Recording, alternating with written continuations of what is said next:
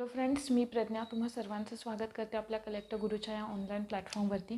आजचं आपलं हे 68 नंबरचं लेक्चर आहे, ज्याच्यामध्ये लास्ट लेक्चरला जो आपण रेस्पायरेटरी सिस्टीम किंवा श्वसन संस्था नावाचा जो टॉपिक सुरू केलेला होता तोच आज पुढे आपण या लेक्चरमध्ये कंटिन्यू करतोय. आपल्याला सुरू करायचं आहे मेकॅनिझम ऑफ रेस्पिरेशन. तर मेकॅनिझम ऑफ रेस्पिरेशनमध्ये कशा पद्धतीने रेस्पिरेशनची प्रोसेस किंवा प्रक्रिया, श्वसनाची प्रक्रिया पार पाडली जाते याच्या 4 स्टेप्स आपण बघितलेल्या होत्या आहे बरोबर. त्या 4 स्टेप्समध्ये इकडे ग्लायकोलिसिस वगैरे जो सगळा पार्ट आहे ना, मी तुमच्या नोट्समध्ये मेन्शन करून दिलेला आहे, कारण ते सायकल आपल्याला थेरोटिकल म्हणजे थेरी नाही आहे ना आपल्याला पेपरला लिहायला. सो मग आपल्याला ते अगदी जसंच्या तसं तिकडेचे एन्झाईम वगैरे पाठ करण्याची गरज नाही आहे.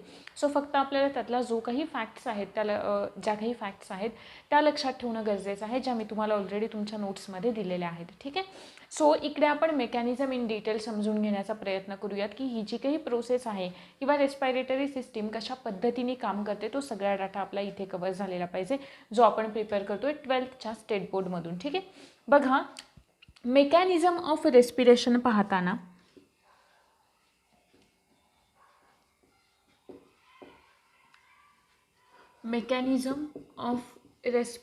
पाहताना आपण 4 स्टेप्समध्ये पाहिलेलं होतं किंवा 4 प्रोसेसमध्ये हे मेकॅनिझम होतं. सगळ्यात पहिली प्रोसेस जी आपण या आधीच्या लेक्चरमध्ये डिस्कस केले ती आहे ब्रीदिंग प्रोसेस. नंतर आपण पाहिलं एक्सटर्नल रेस्पिरेशन, जेही आपण काल डिस्कस केलेलं आहे आजच्या लेक्चरमध्ये. थोडक्यात मी फक्त ते एकदा एक्सप्लेन करणार आहे. नंतर आहे इंटरनल रेस्पिरेशन आणि त्यानंतर लास्टचं आणि सगळ्यात महत्त्वाचं आहे ते म्हणजे सेल्युलार रेस्पिरेशन, पेशीय श्वसन रेस्पिरेशन आहे बरोबर. इकडे ना रेस्पिरेशनमध्ये एक गोष्ट नेहमी लक्षात ठेवायची, सुरुवातीपासून प्रिपेअर करताना आपल्याला 12thच्या स्टेट बोर्डमध्ये एक चार्ट दिला आहे, जो मी तुम्हाला तुमच्या नोट्समध्ये सुद्धा दिलेला आहे. तो चार्ट की ज्याच्यामध्ये इनव्हर्टिब्रेट्समध्ये कशा पद्धतीने रेस्पिरेशन होतं किंवा रेस्पिरेशनमध्ये कोणता ऑर्गन इन्व्हॉल्व असतो, कोणत्या टिश्यू इन्व्हॉल्व असतात, हे आपलं पाठ असणं गरजेचं आहे. कारण तिकडे आपल्याला ज्या सिस्टीम थोड्याशा नाही का कॉम्प्लिकेटेड आहेत, जसं की सर्क्युलेटरी सिस्टीम आहे म्हणा किंवा रेस्पायरेटरी सिस्टीम आहे, तिकडे थोड्याशा फॅक्ट्सवरती जास्त भर दिला जातो किंवा डिसऑर्डर्स विचारण्यावरती.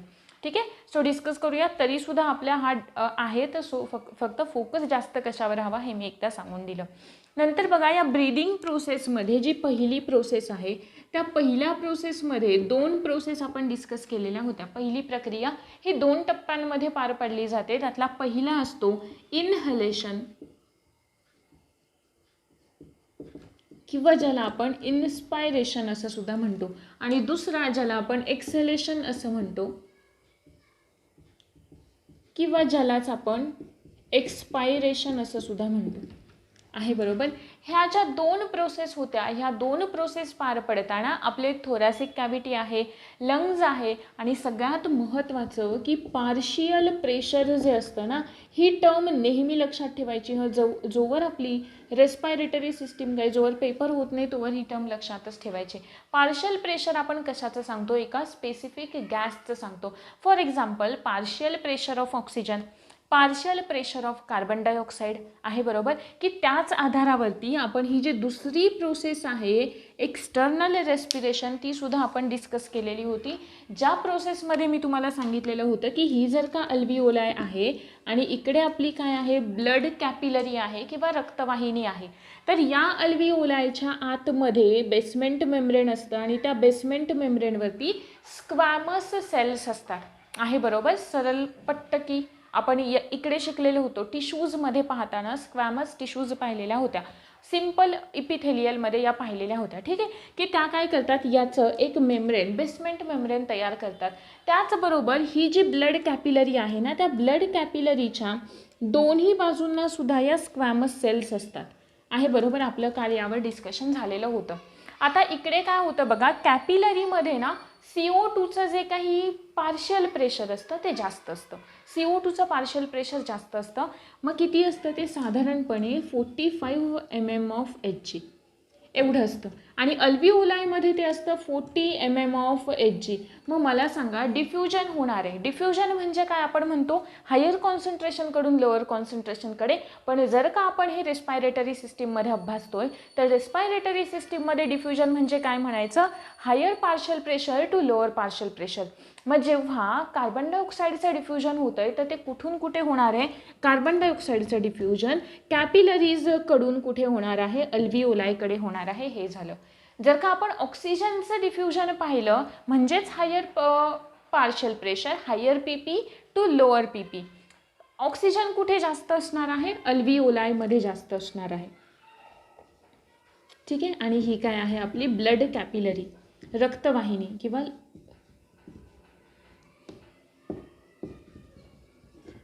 हो ना, असं लिहिलं की काही स्पेलिंग चुकलं आहे वगैरे काही कळतच नाही. So blood capillary. ठीक आहे. अल्व्हिओलाय, अल्व्हिओलायमध्ये पार्शियल प्रेशर कोणाचं जास्त असणार आहे, O2चं जास्त असणार आहे. बरोबर आहे. मग हायर कॉन्सन्ट्रेशनकडून हायर पार्शियल प्रेशरकडून लोअर पार्शियल प्रेशरकडे, म्हणजेच जेव्हा ऑक्सिजन येईल तेव्हा ऑक्सिजन कुठून येणार आहे, अल्व्हिओलायकडून कोणाकडे येईल, ब्लड कॅपिलरीजकडे येईल. अशा पद्धतीने यांचं डिफ्युजन होत राहतं. आणि ही सगळी प्रोसेस म्हणजे हे वाला एक मेम्ब्रेन, त्यानंतर हा मधला गॅप आणि हे वालं एक, हे असे तिघे मिळून ना एक रेस्पायरेटरी मेम्ब्रेन तयार करतात. काय तयार करतात, रेस्पायरेटरी मेम्ब्रेन. ठीक आहे. आणि ह्या रेस्पायरेटरी मेम्ब्रेनमधून काय होतं आहे, डिफ्युजन होतं आहे. क्लिअर. ही होती एक्सटर्नल डिफ्युजनची प्रोसेस. एक्सटर्नल डिफ्युजन नाही, एक्सटर्नल रेस्पायरेशन. क्लिअर. आता आपल्याला आजच्या लेक्चरमध्ये डिस्कस करायचं आहे इंटरनल रेस्पिरेशन आणि सेल्युलार रेस्पिरेशन. फार जास्त इंटरेस्टिंग आहे, थोडंसं डिफिकल्ट पण नाही आहे. थोडंसं व्यवस्थितपणे लक्ष देऊन समजून घेतलं तर तुम्हाला काही स्टेट बोर्डमधला डाटा वाचण्याची सुद्धा गरज नाही आहे. फक्त इकडे व्यवस्थितपणे लक्ष द्या. ठीक आहे. 12च्या स्टेट बोर्डमधून एकही पॉईंट आपला मिस होणार नाही. आपण ट्राय करूयात. तिसरी प्रोसेस आहे इंटरनल रेस्पिरेशन. इंटरनल रेस्पिरेशनमध्ये, अंतर्गत श्वसनामध्ये आपल्या ब्लडमधले किंवा आपल्या रक्तामधले दोन महत्त्वाचे कंपोनंट जे असतात ना, दोन महत्त्वाचे घटक, 2 मेन कंपोनंट्स ते इन्व्हॉल्व असतात. ठीक आहे. आपल्या ब्लडमधले 2 कंपोनंट इन्व्हॉल्व असतात इंटरनल रेस्पिरेशनमध्ये आहे. बरोबर. आणि ते कोणते कोणते आहेत, सगळ्यात पहिलं येतं प्लाझ्मा आणि दुसरं येतं RBCs. ठीक आहे. प्लाझ्मा म्हणजे आपण सर्क्युलेटरी सिस्टीममध्ये प्लाझ्मा आपण इन डिटेल पाहिलेलं आहे की प्लाझ्मा म्हणजे काय. RBCs हा सॉलिड पार्ट आहे, ब्लड सेल्सवाला सॉलिड पार्ट आहे. जो लिक्विड पार्ट आहे की जो आपल्या रक्ताला एक फ्लुइडिटी देण्याचं काम करतो, तो कोणता आहे, प्लाझ्मा आहे. शिकलोय आपण स्ट्रॉ कलर. स्ट्रॉ म्हणजे स्ट्रॉ कलर. ठीक आहे ना. प्लाझ्मा एवढं काही ते तिकडे आता हे नाही. प्लाझ्मा फक्त लक्षात ठेवा की ब्लडला फ्लुइडिटी देणारा एक पार्ट आहे. सर्क्युलेटरी सिस्टीममध्ये आपण त्याला इन डिटेलमध्ये डिस्कस केलेलं आहे. हे जे 2 पार्ट्स असतात ना, ब्लडचे 2 कंपोनंट असतात किंवा 2 जे घटक असतात, ते सगळ्यात महत्त्वाचा रोल प्ले करतात गॅशियस ट्रान्सपोर्टमध्ये, म्हणजे वायूंच्या वहनामध्ये सगळ्यात महत्त्वाचा रोल प्ले करतात. मग कशाचं ट्रान्सपोर्ट आपल्याला बघायचं आहे, सगळ्यात महत्त्वाचं आणि पहिलं ट्रान्सपोर्ट आपल्याला पाहायचं आहे, ट्रान्सपोर्ट ऑफ ऑक्सिजन.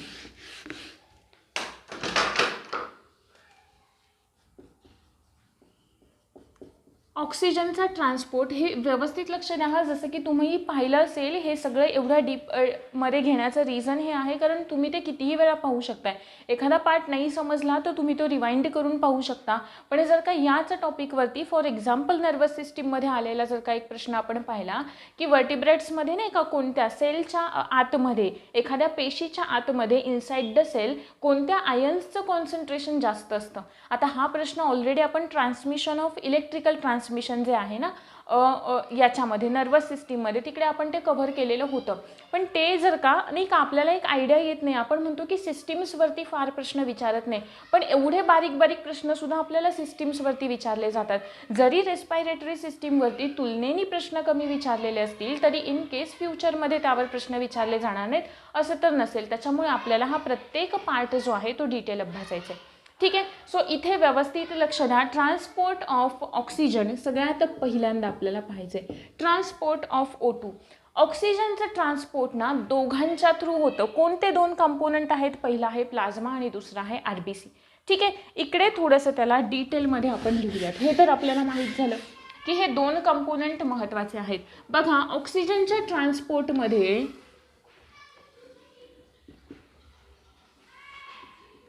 दोन महत्त्वाचे घटक असतात. पहिला म्हणजे प्लाझ्मा आहे आणि दुसरा आहे ब्लड.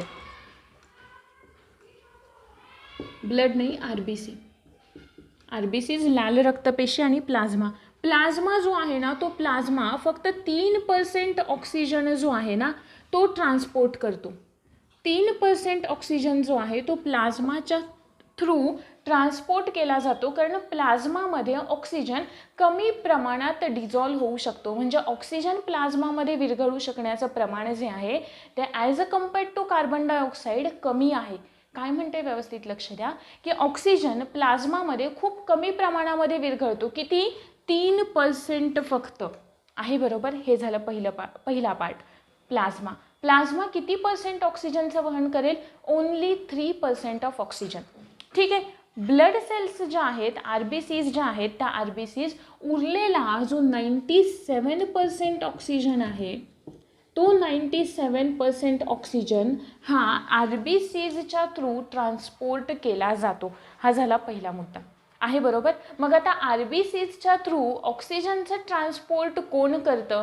तर एक ब्लड पिगमेंट असतं. 97% ऑक्सिजन हा एका ब्लड पिगमेंटकडून, ज्यालाच आपण हिमोग्लोबिन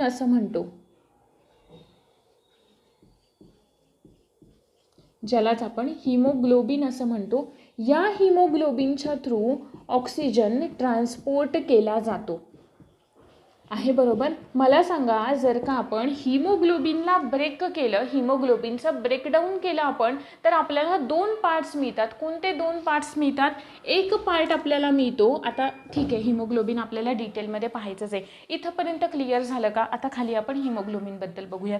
पहिला आहे RBC, 97% ऑक्सिजन कॅरी करतील. दुसरा आहे प्लाझ्मा, 3% ऑक्सिजन कॅरी करेल. आता RBC सगळ्यात जास्त कोणाकडून वाहून नेला जातोय? ऑक्सिजन कोणाकडून वाहून नेला जातोय? हिमोग्लोबिनकडून. आहे, बरोबर. हिमोग्लोबिनचं स्ट्रक्चर बघूयात. हा पुढचा मुद्दा आला आपला.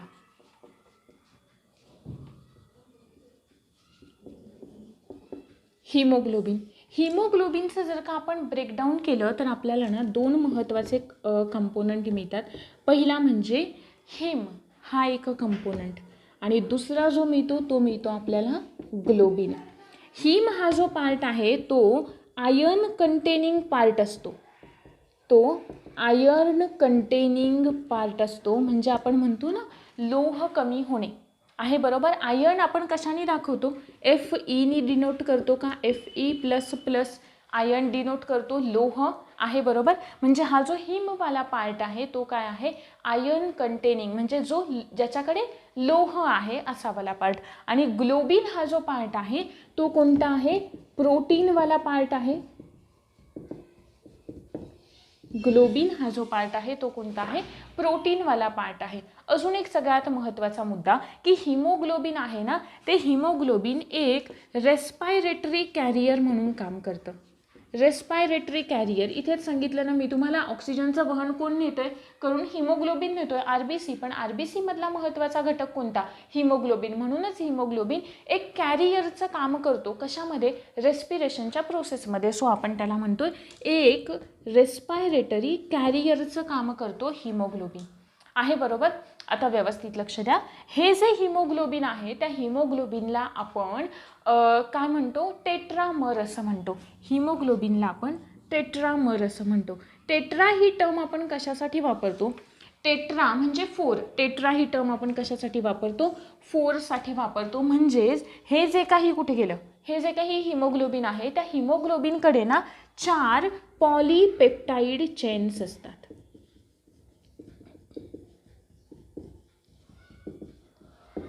पुन्हा एकदा बघा, ब्लड, ऑक्सिजन, मॅक्झिमम कोणाकडून 97% हिमोग्लोबिन.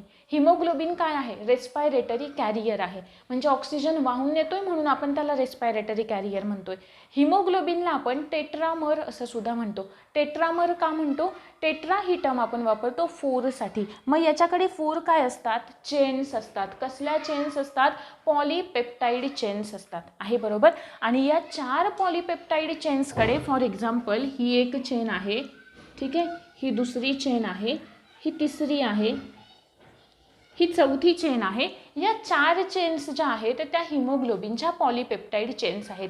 त्यातल्या 2 ज्या असतात त्या अल्फावाल्या असतात, 2 ज्या असतात त्या बीटावाल्या असतात. अल्फा 1 अल्फा 2 आणि बीटा 1 बीटा 2. आहे बरोबर. आणि हे जे काही आहे या प्रत्येक चेनकडे एक आयर्न कंटेनिंग पार्ट असतो. या प्रत्येक चेनकडे एक आयर्न कंटेनिंग पार्ट असतो.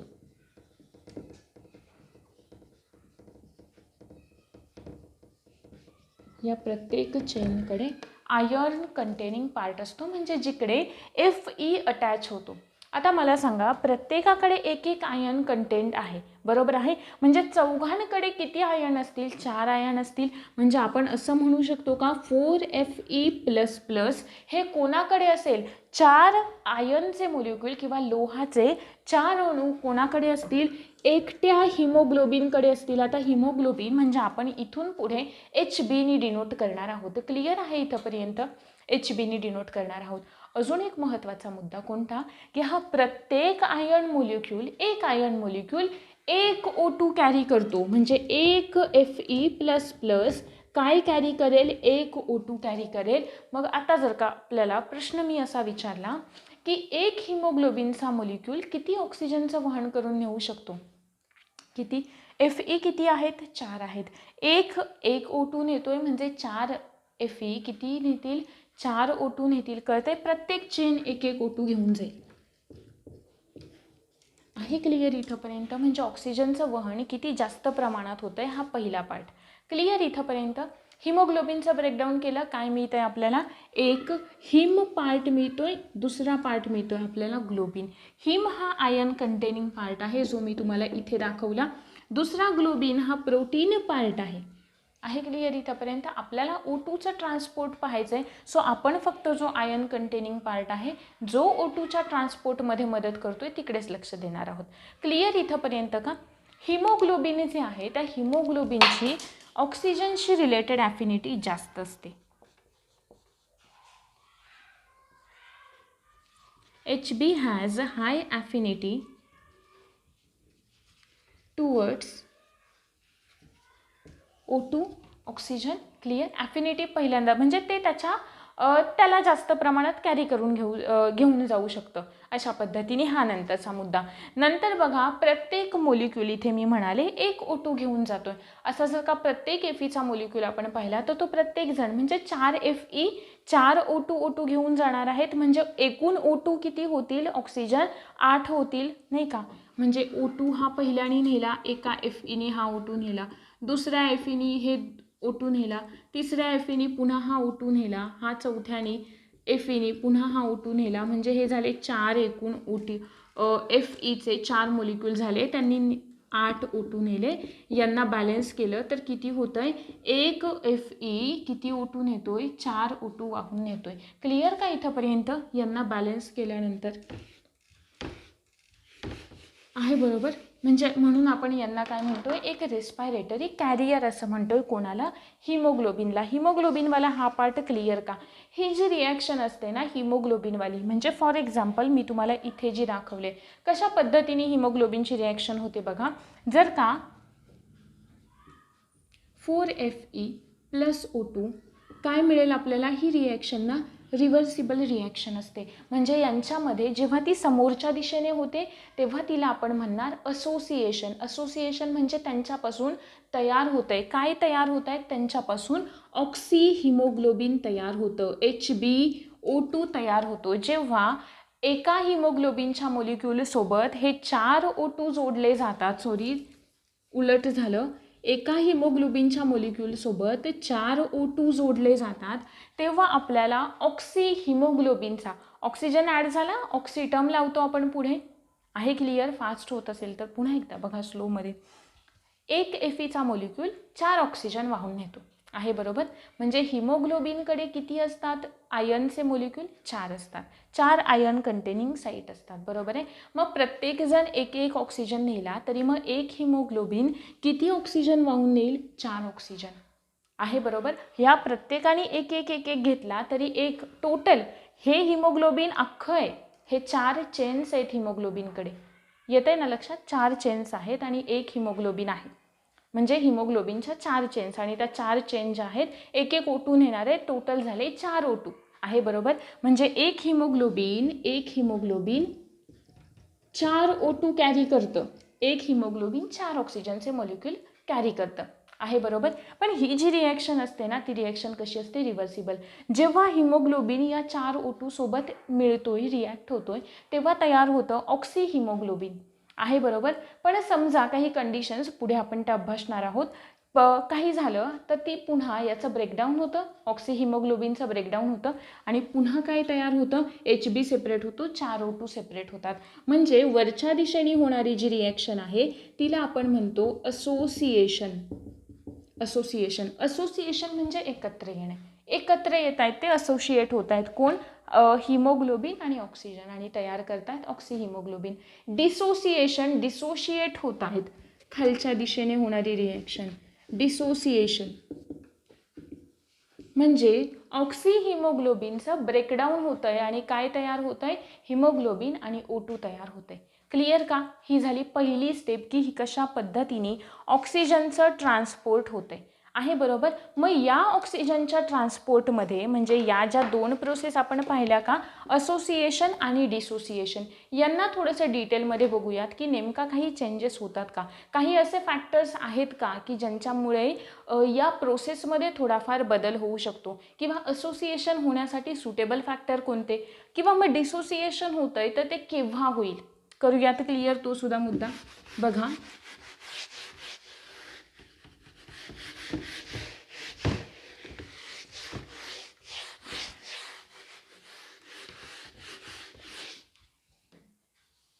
एक रिॲक्शन आपण पाहिली, कोणती पाहिली? हिमोग्लोबिन सोबत 4 ऑक्सिजन एकत्र आले, तयार केलं HbO2 तयार केलं, ऑक्सी हिमोग्लोबिन तयार केलं, बरोबर आहे. जर का सरळ दिशेत होणारी रिॲक्शन आहे तिला आपण म्हणतोय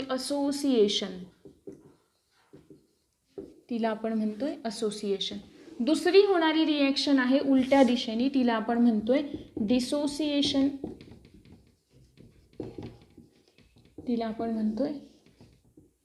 डिसोसिएशन, मग असोसिएशन आणि डिसोसिएशन यांच्यामध्ये डिफरन्स काय किंवा काही फॅक्टर्स आहेत का की जे यांच्यावर परिणाम करतील? येस आहेत. केव्हा? बघा, असोसिएशन केव्हा होईल?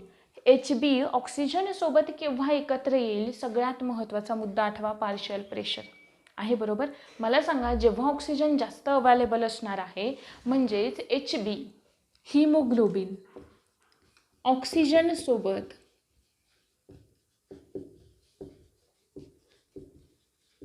तेव्हा रिॲक्ट होतो जेव्हा O2चं पार्शियल प्रेशर, किंवा तुम्ही असं पण म्हणू शकता partial pressure of O2 oxygen हे जास्त असेल. पार्शियल प्रेशर ऑफ ऑक्सिजन हे जास्त असेल. क्लिअर मुद्दा. ऑक्सिजन जास्त प्रमाणात अवेलेबल आहे, HB ऑक्सी हिमोग्लोबिन तयार करेल, हिमोग्लोबिन ऑक्सिजन सोबत रिॲक्ट होईल, ऑक्सी हिमोग्लोबिन तयार करेल. डिसोसिएशन केव्हा होईल? अर्थात जर का ऑक्सिजन जास्त असल्यावर असोसिएशन होतंय तर ऑक्सिजन कमी असल्यावर काय होईल? डिसोसिएशन होईल. मग आपण असं म्हणू शकतो का, ऑक्सिजनसाठीचं पार्शियल प्रेशर, ऑक्सिजनसाठी असलेलं पार्शियल प्रेशर जर का कमी असेल तर काय होतं? डिसोसिएशन होतं. जर का दुसऱ्या टर्ममध्ये एक्सप्लेन करायचं झालं, हे झालं ऑक्सिजनच्या टर्म्समध्ये. मला सांगा, कार्बन डायऑक्साईडच्या टर्म्समध्ये जर का आपल्याला हे एक्सप्लेन करायचं आहे तर आपण कशा पद्धतीने करू शकतो? जिकडे ऑक्सिजन जास्त आहे तिकडे कार्बन डायऑक्साईड अर्थात कमी असणार आहे. मग मी असं सुद्धा म्हणू शकते का की जर का CO2 म्हणजे बघा हा partial pressure of CO2. Clear का? पार्शियल प्रेशर ऑफ CO2 हे जर का कमी असेल का? कारण इथे ऑक्सिजनसाठीचं O2 साठीचं पार्शियल प्रेशर जास्त आहे, O2 जास्त आहे, ऑक्सिजन जास्त आहे, कार्बन डायऑक्साईड कमी असणार आहे. कार्बन डायऑक्साईडसाठीचं पार्शियल प्रेशर कमी असणार आहे. क्लिअर का? इकडे ऑक्सिजन कमी आहे, मग जास्त काय असेल? कार्बन डायऑक्साईड जास्त असेल. मग मी असं म्हणू शकते का की कार्बन डायऑक्साईड म्हणजे partial pressure of CO2 is high. Partial pressure of CO2 is high. ठीक आहे. इकडे पहा दुसरा मुद्दा. अजून pHच्या बाबतीत काही चेंज होतो का? येस होतो. इकडे जास्त काय आहे? ऑक्सिजन जास्त आहे. जे जास्त आहे ना ते कमी असतं. म्हणजे फॉर एक्झाम्पल आपण कार्बन डायऑक्साईडच्या टर्म्समध्ये बघूयात. कार्बन डायऑक्साईड इकडे काय आहे? कमी आहे. कार्बन डायऑक्साईड कमी आहे ना, बाकी सगळे घटक कमी असणार आहेत. कोणते मग? H+ कमी असणार आहे. H+ कमी. H+ कशामध्ये मदत करतं मला सांगा? H+ कशामध्ये मदत करतं? एखाद्या सबस्टन्सचा, एखाद्या पदार्थाचा, एखाद्या कंपाऊंडचा pH दाखवण्यामध्ये किंवा pH एक्सप्रेस करण्यामध्ये, pH दर्शवण्यामध्ये मदत करतो. सेम आहे. pH कमी, H+ आयन कमी म्हणजे मला सांगा pH जास्त असेल की कमी असेल? H+ आयन जास्त, मग pH काय असणार आहे? कमी. जेवढा pH कमी तेवढी ॲसिडिटी जास्त. म्हणजे इकडे pH काय होणार आहे? जास्त. इकडे काय आहे? CO2 जास्त आहे म्हणजे H+ सुद्धा काय असेल? जास्त असेल. H+ जास्त आहे म्हणजे pH काय असणार आहे? कमी असणार आहे. हा झाला दुसरा मुद्दा आहे. बरोबर. CO2 कमी आहे, H+ कमी आहे. टेम्परेचर सुद्धा, तापमान सुद्धा काय असेल? कमी असेल. आहे. बरोबर. टेम्परेचर कमी, ऑक्सिजन जास्त, कार्बन डायऑक्साईड कमी, H+ आयन कमी, pH जास्त. इकडे मला सांगा टेम्परेचर जास्त असेल का? CO2 जास्त आहे, टेम्परेचर जास्त. क्लिअर हा मुद्दा? क्लिअर.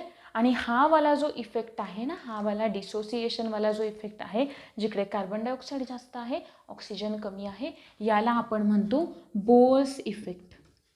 याला आपण म्हणतो बोअर इफेक्ट. ही टर्म तुम्हाला दिले स्टेट बोर्डमध्ये, तुम्ही म्हणाल हे काय आहे नवीन? याला म्हणतात बोअर इफेक्ट. बोअर इफेक्टच्या खाली अजून एक इफेक्ट दिलाय, तो पुढे जाऊन आपल्याला कळणार आहे जेव्हा आपण सेल्युलर रेस्पिरेशन बघू ना तिकडे. आता बघा, ही असोसिएशनवाली जी प्रोसेस आहे, मला सांगा ऑक्सिजनेटेड ब्लड, ऑक्सिजन कुठे मिक्स केला जातो ब्लडमध्ये? आहे आपल्या जे काही लंग्समध्ये ऑक्सिजन आहे तिकडून जेव्हा ब्लड पास ऑन होईल तिकडे काय होईल? ऑक्सिजन मिक्स केला जाईल. मग ही जी काही प्रोसेस आहे असोसिएशनची, ती असोसिएशनची प्रोसेस कुठे होणार आहे? लंग्समध्ये होणार आहे. कुठे होणार आहे? लंग्समध्ये. आणि डिसोसिएशनची प्रोसेस आहे म्हणजे ब्लडमध्ये कार्बन डायऑक्साईड मिक्स केला जाईल, पुन्हा कुठे होईल? आपल्या टिश्यूजमध्ये होते ती प्रोसेस, आपल्या टिश्यूजमध्ये होते, उतींमध्ये होते. क्लिअर हा मुद्दा इथंपर्यंत? नक्की. असोसिएशन आणि डिसोसिएशन ही प्रोसेस आपण इथे पाहिलं. ट्रान्सपोर्टेशन ऑफ ऑक्सिजन, ऑक्सिजनचं ट्रान्सपोर्टेशन पाहिलं, त्याच्यासाठी ना एक कर्व पण आपण बघूयात. आपल्याला स्टेट बोर्डमध्ये ते दिलं आहे. आणि जर का आपण ही स्टेट बोर्डच्या ह्याच्यावरती बघतोय ना सिरीज, NCERTमध्ये सुद्धा सेम डाटा आहे, फार काहीच फरक नाही आहे. ठीक आहे. बघा, एक कर्व आपल्याला पाहायचं आहे. हे लक्षात आलं का?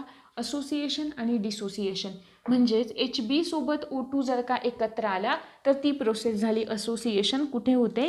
फुफ्फुसांमध्ये होते आपल्या. जर का HbO2 म्हणजे ऑक्सिहिमोग्लोबिनचं ब्रेकडाऊन झालं, तुटला तो, आणि त्याच्यापासून तयार झालं हिमोग्लोबिन आणि ऑक्सिजन वेगळे झाले, तर या प्रोसेसला आपण काय म्हणतो? डिसोसिएशन. कारण ते ऑक्सिहिमोग्लोबिन एकमेकांपासून डिसोशिएट होतोय. क्लिअर हा मुद्दा? ही जी प्रोसेस आहे डिसोसिएशनची ती कुठे होते? टिश्यूजमध्ये होते. आणि या प्रोसेसला आपण म्हणतो बोअर्स इफेक्ट असं म्हणतो. क्लिअर का? हे का ना कर्वच्या फॉर्मॅटमध्ये आपण अभ्यासूयात. का? कारण आपल्याला कळेल की नाही का, फॉर एक्झाम्पल मी जर का तुम्हाला असं म्हणाले की आपल्यामध्ये हिमोग्लोबिन किती असतं, आपण जेव्हा नॉर्मली ब्लड टेस्ट करतो आपण नाही का नॉर्मली करतोच नाही का, केव्हा ना केव्हा आपल्याला करावीच लागते, तेव्हा आपल्यामध्ये आपण हिमोग्लोबिनचं प्रमाण चेक केलं जातं. इव्हन आपण केव्हा ब्लड डोनेट करतोय ना, तेव्हासुद्धा आपल्या हिमोग्लोबिन टेस्ट केलं जातं की हिमोग्लोबिन किती आहे. साधारण हिमोग्लोबिनची जी रेंज आहे ना, कुठे दाखवायची, इथे दाखवूयात आपण. जी काही हिमोग्लोबिनची रेंज आहे, नॉर्मल रेंज आहे, ती असते 14 ते 16 पर्यंत. किती असते ती? 14 ते 16 या रेंजमध्ये grams per 100 ml of blood, water आलं चुकून माझ्या इकडे, पर 100 ml ऑफ ब्लड एवढं ग्रॅम. पण इन जनरल मेल्समध्ये ही जी लेवल असते किंवा ही जी रेंज असते ती जास्त असते as a compared to females आहे. एखाद्या नॉर्मल हेल्दी मेल आणि नॉर्मल हेल्दी फिमेल्स यांच्याबद्दल आपण बोलतोय. ठीक आहे, मेल्समध्ये ही थोडीशी जास्त असते. मग साधारणपणे ती किती असते, जर का आपण म्हणालो तर 13 ते 14 या रेंजमध्ये असते, 13-14. फिमेल्समध्ये ती कमी असते की जर का ती 11-12 या रेंजमध्ये असते. काहींमध्ये अगदी काही इतर याच्यामुळे कमीसुद्धा असू शकते 10 पर्यंत, काहींमध्ये अगदीसुद्धा कमी होऊ शकते, काही नाही का एक्स्ट्रा ऑर्डिनरी कंडिशन्समध्ये. हे झालं मेल्समध्ये ॲज कम्पेअर्ड टू फिमेल्स काय असते, रेंज जास्त असते. मग फॉर एक्झाम्पल एक तुम्हाला फॅक्ट लक्षात ठेवायची.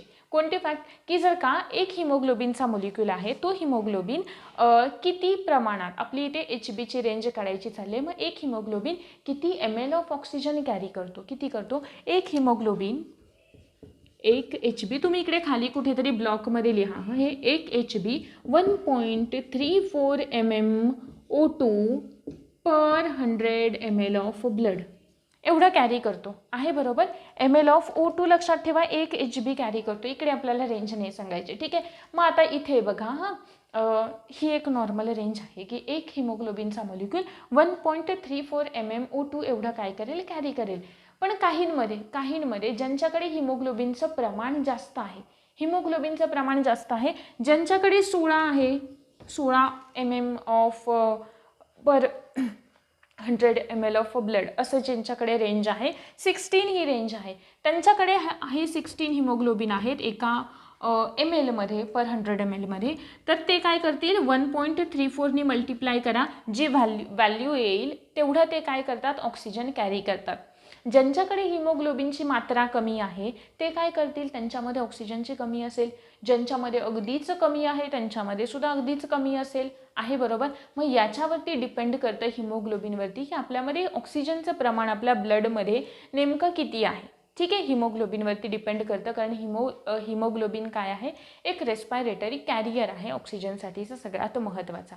क्लिअर इथंपर्यंत सगळ्या गोष्टी. त्याच्यानंतर HBचं तर क्लिअर झालं आहे आपलं. नंतरचा पुढचा आपला मुद्दा आहे, आपल्याला बघायचा आहे ऑक्सी हिमोग्लोबिन कर्व. आपल्याला पाहायचं आहे ऑक्सी हिमोग्लोबिन डिसोसिएशन कर्व या प्रोसेसवाला.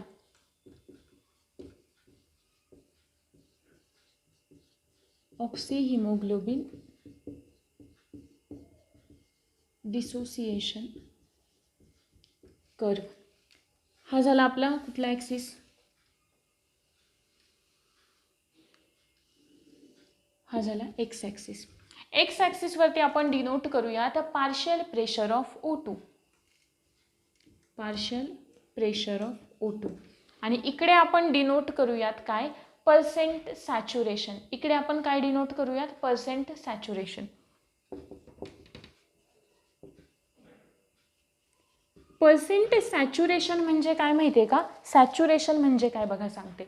आपण बघितलं एका हिमोग्लोबिनला आपण काय म्हणतोय, टेट्रामर असं म्हणतोय. त्याला टेट्रामर का म्हणतोय, कारण एका हिमोग्लोबिनकडे 4 साखळ्या आहेत, चेन्स आहेत 4, बरोबर.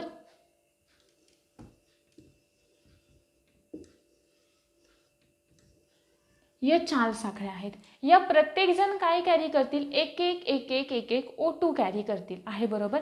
पण असं होतं का की सगळेच्या सगळे O2 एकदमच आले आणि एकदमच चिकटले, नाही, असं नाही होत.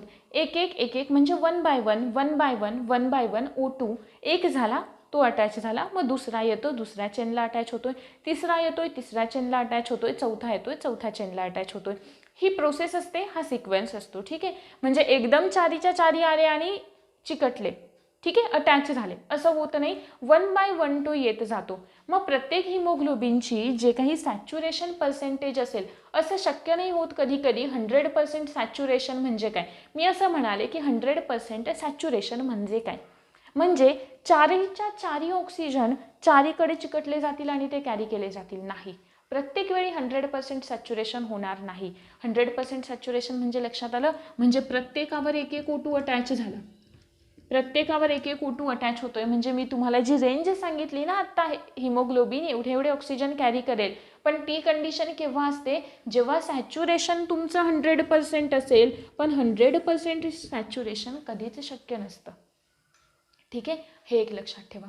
मग इथे प्रत्येक वेळी इकडे O2 चारीच्या चारी कॅरी केले जातील, नाही. काही ठिकाणी 50% केले जातात, काही ठिकाणी 30%च केले जातात, काही ठिकाणी जास्तही केले जातात, 50%पेक्षा 80, कधी कधी 100 सुद्धा कॅरी केले जातात, आहे बरोबर. आपण एक कर्व बघूया. तर पहिला, ज्याला आपण सिग्मॉइड कर्व असं म्हणतो, हा सिग्मॉइड कर्व याला का म्हणतो आपण, कारण हा असतो एस शेप कर्व आहे, वाटतो एस शेप कर्व.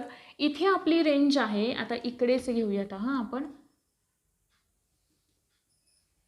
इथे काय आहे 100, इकडे सुद्धा काय आलं आपलं 100, बरोबर. हे वाला जे सॅच्युरेशन आहे का, या वाल्या सॅच्युरेशनला आपण काय म्हणतोय, 100% सॅच्युरेशन असं म्हणतोय. हे जे सॅच्युरेशन आहे त्याला आपण काय म्हणतोय, 100% सॅच्युरेशन. पण कधी कधी असं होतं बघा की ज्या काही नीड्स आहेत आपल्या, म्हणजे हे हिमोग्लोबिन ऑक्सी हिमोग्लोबिन तयार होण्यासाठी 100% सॅच्युरेशनची गरज नसते. कधी कधी ते 50%ला सुद्धा कंप्लीट होतं, म्हणजे 50 पार्शियल प्रेशर ऑफ O2 ला सुद्धा सॅच्युरेशन कंप्लीट होते. सॅच्युरेशन आहे, जसं की मी आत्ता सांगितलं, ते कधीच पूर्ण होत नाही. आता 100% सॅच्युरेशन काय आहे, हे एका टर्ममध्ये तुम्हाला कळालं की आयन कंटेनिंगच्या टर्ममध्ये किंवा ऑक्सिजन किती कॅरी केले जात आहेत त्या टर्ममध्ये. आपण एका थोडंसं मॅथमॅटिकली सुद्धा हे समजून घेऊयात. मी काय म्हणाले की नॉर्मल रेंज किती असते, 14 ते 16 ही नॉर्मल रेंज असते, आहे बरोबर. 14 ते 16 ही नॉर्मल रेंज असते. आपण जर का या दोघांचं ॲव्हरेज घेतलं 15, म्हणजे आपल्याकडे हिमोग्लोबिन किती आहे तर 15. एक हिमोग्लोबिन किती mm ऑक्सिजन कॅरी करतोय, आपल्याला माहिती आहे 1.34 एवढा ऑक्सिजन कॅरी करतोय. ही जर का व्हॅल्यू आपण काढली तर समजा आपल्याला आन्सर काही x एवढं मिळतं, आहे बरोबर. आपल्याला आन्सर काही x एवढं मिळतं. मग या xला आपण काय म्हणतो, 100% सॅच्युरेशन असं म्हणतो. मग हे 100% सॅच्युरेशन आपल्याला या कंडिशनमध्ये मिळतंय, पहिली गोष्ट, आहे बरोबर. पण जसं की मी तुम्हाला सांगितलं की 100% सॅच्युरेशन कधीच शक्य नसतं. मग या एक्सच्या जवळपास, या एक्सच्या जवळपास म्हणजे एक्सच्या आधीची एखादी व्हॅल्यू घेऊयात आपण, समजा एक्सच्या आधीची असं कन्सिडर करूयात इथे, बरं ठीक आहे एक्सच ठीक आहे, आणि एक्सच्या थोडी कमी व्हॅल्यू, म्हणजे एक्सपर्यंत आपण पोहोचू शकत नाही, पण एक्सच्या जवळ असणारी एक व्हॅल्यू आपल्याला मिळाली, आहे बरोबर. आणि ती व्हॅल्यू आपल्याला मिळाली y ही, बरोबर आहे. मग या वायपर्यंत पोहोचण्यासाठी ना आपल्याला सॅच्युरेशन किती लागतंय, 50 पार्शियल प्रेशर ऑफ O2 लागतंय, आहे बरोबर. मग याला आपण काय म्हणणार, 50% ऑफ सॅच्युरेशन. मग ते 50% सॅच्युरेशन आपल्याला अटेंड होतंय या कंडिशनला. म्हणजे आपण म्हणू शकतो का, हे 100 आहे बरोबर आहे, या 100पेक्षा आपल्याला 50 लागतंय, म्हणजे इकडून सुद्धा 50 आणि इथून सुद्धा 50, म्हणजे या कंडिशनमध्ये. आता हे आपल्याला थोडं याच्या आधी घ्यावं लागणार, एक मिनिट फक्त.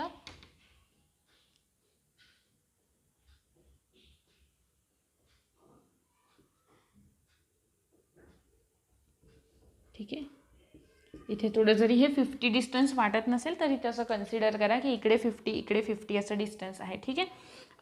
या 50% सॅच्युरेशनला मग मी असं म्हणू शकते का की ऑक्सिजनसाठीची असलेली जी ॲफिनिटी आहे ती या पार्शियल प्रेशरला इन्व्हर्सली प्रपोर्शनल आहे. म्हणजे जसं जर का आपण पार्शियल प्रेशर वाढवलं तर ऑक्सिजनची जी काही ॲफिनिटी आहे, सॉरी पार्शियल प्रेशर आपण कमी केलं तर ॲफिनिटी वाढते, आहे बरोबर. ह्या अशा पद्धतीने ते काय आहे, इन्व्हर्सली प्रपोर्शनल आहे. हे एक रिलेशन त्याच्यामधलं लक्षात ठेवा. पण कधी कधी असं होतं की त्यांना या 50पेक्षा जास्त व्हॅल्यू जाते पुढे, ठीक आहे. म्हणजेच समजा आपल्याला 80 एवढी व्हॅल्यू गेली, म्हणजे हे जे काही एक रेंज आहे आपल्याला ऑक्सिजनची लागणारी, ती 50% नाही होत आहे, आपल्याला त्याच्या पुढे जावं लागतं आहे. अशा वेळी आपण त्याला काय म्हणणार की पार्शियल प्रेशर आपल्याला थोडंसं जास्त लागतं आहे. आधी कमी लागत होतं, आता आपल्याला काय होतं आहे, जास्त पार्शियल प्रेशर लागतं आहे, ही वाली रेंज लागते. मग याच्यामध्ये सुद्धा ना आपण हे असे 2 कर्व्ह मिळतात आपल्याला, अजून 2 कर्व्ह मिळतात ज्यांना सुद्धा आपण सिग्मॉइड कर्व असं म्हणतो. मग हा वाला जो पार्ट आहे ना पहिला, की जिकडे आपल्याला कमी O2 लागतोय, जिकडे आपल्याला O2 कमी लागतोय त्याला आपण म्हणतो असोसिएशन, त्याला आपण म्हणतो असोसिएशन. आणि या 50च्या पुढे जाणारा जो पार्ट आहे ना राईट साईडचा, त्या पार्टला आपण म्हणतो डिसोसिएशन, त्या पार्टला आपण म्हणतो डिसोसिएशन आहे, बरोबर. आणि हाच जो पार्ट आहे ना, आणि यांच्यामधलं रिलेशन कोणामधलं, हे जे काही पार्शियल प्रेशर आहे ऑक्सिजनचा आणि % सॅच्युरेशन या दोघांमधलं असलेलं रिलेशन आपण ज्या सिग्मॉइड कर्वच्या मदतीने दाखवतो, त्या सिग्मॉइड कर्वला आपण म्हणतो ऑक्सी हिमोग्लोबिन डिसोसिएशन कर्व आहे, बरोबर. आपण अलीकडे आलो, या 50च्या अलीकडे आलो तर काय होतं आहे आपल्याला, असोसिएशन होते म्हणजे ऑक्सी हिमोग्लोबिन तयार होतोय. पुढे गेलो की काय होतंय, डिसोसिएशन होतंय म्हणजे ऑक्सी हिमोग्लोबिनचं ब्रेकडाऊन होतंय. क्लिअर काय या रिॲक्शन अशा पद्धतीमध्ये या दोन्ही. आणि हा आहे एक कर्व आपला, ज्याला आपण सिग्मॉइड कर्व असं म्हणतो, ज्याला आपण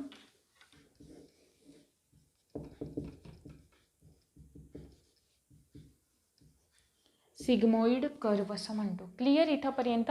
याच्यासाठी ना अजून म्हणजे आपल्याला बोहल्स इफेक्ट आहे, अजून पुढे 1 2 3 अशा टर्म आहेत की ज्या आपल्याला माहीत असणं गरजेचं आहे या टॉपिकमध्ये सुद्धा. इथंपर्यंतचा हा जो टॉपिक आहे तो होता ट्रान्सपोर्ट ऑफ ऑक्सिजनशी रिलेटेड, तो होता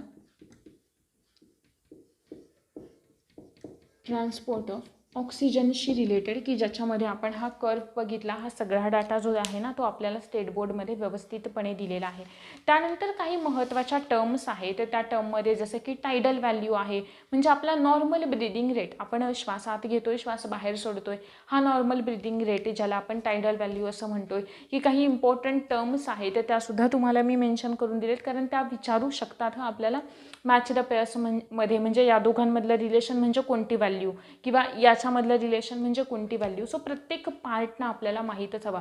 बायोलॉजी सायन्स म्हणजे ज्याचं परफेक्ट आहे ना तिकडे थोडंसं स्कोरिंगसाठी जास्त चान्सेस राहतात, आणि इकडे जर का बऱ्यापैकी तुमचा हा पार्ट कव्हर होतोय ना, तर नाही का तुम्हाला फक्त असं काही फॅक्ट्स पाठ करणं तर मस्ट आहे, कारण त्या फॅक्ट्स जर का आपण सांगत बसलो तर बरंच नाही काय हे होऊ शकतं, म्हणजे फार जास्त अजून आपले ऑलरेडी आता एक जवळजवळ 80+ म्हणजे 85-90 लेक्चर्स होतीलच आपले, पण त्याहून ते पुढे जाईल. याच्यासाठी फॅक्ट्स ज्या आहेत ना त्या मी प्रयत्न करेन की जेवढ्या काही देता येत आहेत तेवढ्या मी तुम्हाला नोट्समध्ये मेन्शन करून देईन. उरलेल्या ज्या काही आहेत ना त्या आपण इकडे जो काही न समजणारा थोडासा डिफिकल्टवाला पार्ट आहे तो आपण इकडे डिस्कस करू. बाकी जो पाठांतराचा पार्ट आहे तो तसाही तुम्हाला करायचाच आहे, ठीक आहे. होप सो हे जे ऑक्सिजनचं ट्रान्सपोर्ट होतं किंवा इतर ज्या काही आधी आपण टर्म पाहिल्या, ब्रीदिंग प्रोसेस पाहिल्या, त्या सगळा जो पार्ट आहे तो तुम्हाला क्लिअर झालेला असेल. याच्यामध्ये आपलं जी दुसरी टर्म आहे इंटरनल रेस्पिरेशनमध्ये ट्रान्सपोर्ट ऑफ CO2 राहिले. CO2चं ट्रान्सपोर्ट फार महत्त्वाचं आहे, कारण तिकडे ना आपल्याला पुढे थोड्याशा रिॲक्शन पाहायचे किंवा काही गरजेचं आहे ते सुद्धा माहीत असणं. सो आपण ते आपल्या पुढच्या लेक्चरमध्ये कव्हर करणार आहोत. आणि काही डिसऑर्डर्स, ठीक आहे, आणि जर का जमलंच तर आपण काही ज्या फॅक्ट्स आहेत त्यासुद्धा त्या पुढच्या लेक्चरमध्ये कव्हर करू. होप सो हा जो पार्ट आहे तो तुम्हाला समजलेला असेल. याच्या पुढचा पार्ट आपण नेक्स्ट लेक्चरमध्ये घेऊया. Thank you very much.